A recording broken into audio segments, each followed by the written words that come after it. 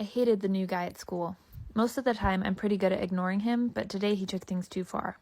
I showed up at his house, fully intent on telling him to get lost, but he's face down in his bed, fast asleep. I sat next to him and traced his bare shoulder blades with my finger, surprised at my need to touch him. Everything about him surprised me. I moved his long hair away from his face so I could see him. A twinge of fear crept in as I looked at his peaceful face. He blinked his eyes open and sat up on his bed. I jumped off the bed and backed away from him. I couldn't be here, especially not with him sitting there all shirtless. He'd kissed me earlier, and I came over here to tell him that it could never happen again, but now that I was here, I couldn't remember why.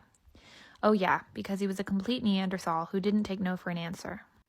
He glanced down at himself and then raised an eyebrow at me. I shook my head, and he just gave me a crooked grin. He dug into a pile of clothes on the floor. I sat on the edge of the bed. At first, I tried not to stare at him, but then gave it up as a lost cause. Every time he moved, another muscle flexed. I couldn't identify a single fleshy part on his body. Then he turned and moved towards me. I jumped up and headed for the door, but he intercepted me. I came here to tell you to leave me alone. I can't do that.